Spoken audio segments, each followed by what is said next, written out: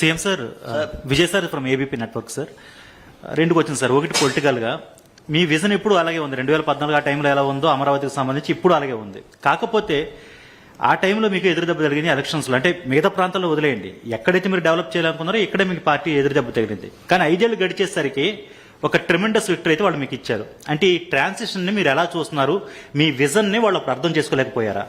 రెండో క్వశ్చన్, మళ్ళీ భవిష్యత్తులో ఎప్పుడన్నా ఏదన్నా సుదూరకాలం కావచ్చు, మరొక ముఖ్యమంత్రి ఎవరైనా వచ్చి నేను రాజధాని తీసుకెళ్లి కడపలో పెడతాను, శ్రీకాకుళంలో పెడతాను అనకుండా లీగల్గా అమరావతి ఏపీకి రాజధాని అన్నట్టు సిమెంట్ చేయడానికి లీగల్గా ఏదైనా అవకాశం ఉందా? రెండో పాయింట్ ఎగ్జామిన్ చేయాలి.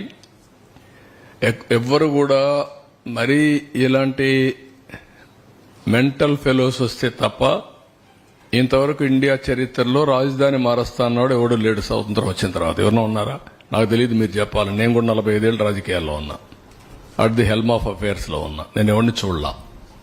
First time I'm seeing a different politician. మీరందరూ అర్థం చేసుకోవాలి, ఎవడు రాలా. అలాంటి తిక్క వాళ్ళ దగ్గర, పిచ్చోళ్ళ దగ్గర కూడా రాష్ట్రాన్ని కాపాడడానికి ఏం చేయాలో ఆలోచించాలి ఇప్పుడు. Not only for Andhra Pradesh, it is a case study for the country. దేశానికి కూడా ఒక కేస్ స్టడీ ఇది ఇప్పుడు. రెండోది, ఓసారి బాధేస్తుంది. నా ఇంటెన్షన్స్ ఆర్ గుడ్.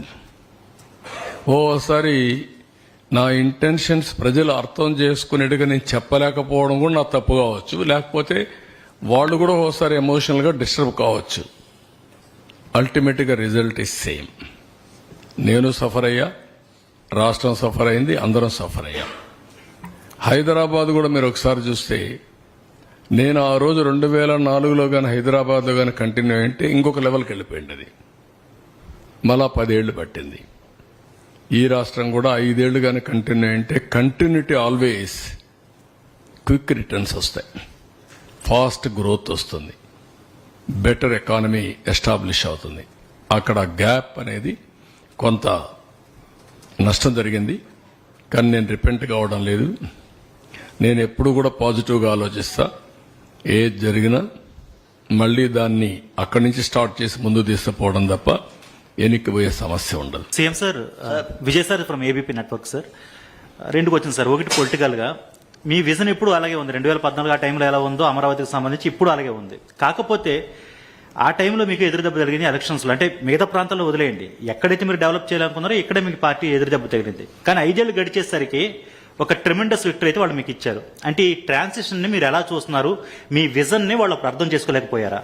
రెండో క్వశ్చన్, మళ్ళీ భవిష్యత్తులో ఎప్పుడన్నా ఏదన్నా సుదూరకాలం కావచ్చు, మరొక ముఖ్యమంత్రి ఎవరైనా వచ్చి నేను రాజధాని తీసుకెళ్లి కడపలో పెడతాను, శ్రీకాకుళంలో పెడతాను అనకుండా లీగల్గా అమరావతి ఏపీకి రాజధాని అన్నట్టు సిమెంట్ చేయడానికి లీగల్గా ఏదైనా అవకాశం ఉందా?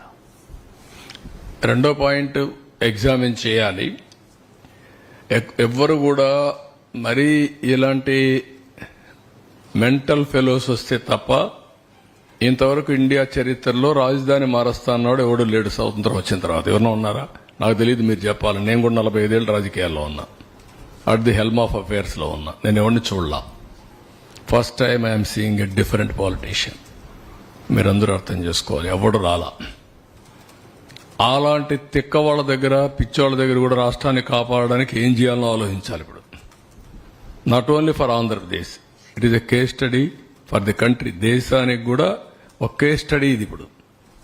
రెండోది, ఓసారి బాధేస్తుంది. నా ఇంటెన్షన్స్ ఆర్ గుడ్.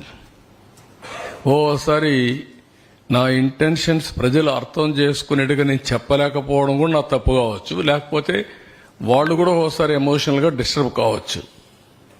అల్టిమేట్గా రిజల్ట్ ఈజ్ సేమ్. నేను సఫర్ అయ్యా, రాష్ట్రం సఫర్ అయింది, అందరం సఫర్ అయ్యాం. హైదరాబాద్ కూడా మీరు ఒకసారి చూస్తే, నేను ఆ రోజు 2004లో కానీ హైదరాబాద్లో కానీ కంటిన్యూ అయింటే ఇంకొక లెవెల్కి వెళ్ళిపోయింది. అది మళ్ళా 10 ఏళ్లు పట్టింది. ఈ రాష్ట్రం కూడా 5 ఏళ్లు కానీ కంటిన్యూ అయింటే కంటిన్యూటీ ఆల్వేస్ క్విక్ రిటర్న్స్ వస్తాయి, ఫాస్ట్ గ్రోత్ వస్తుంది, బెటర్ ఎకానమీ ఎస్టాబ్లిష్ అవుతుంది. అక్కడ గ్యాప్ అనేది కొంత నష్టం జరిగింది, కానీ నేను రిపెంట్ కావడం లేదు. నేను ఎప్పుడు కూడా పాజిటివ్గా ఆలోచిస్తా. ఏది జరిగినా మళ్ళీ దాన్ని అక్కడి నుంచి స్టార్ట్ చేసి ముందు తీసుకుపోవడం తప్ప ఎన్నికపోయే సమస్య ఉండదు.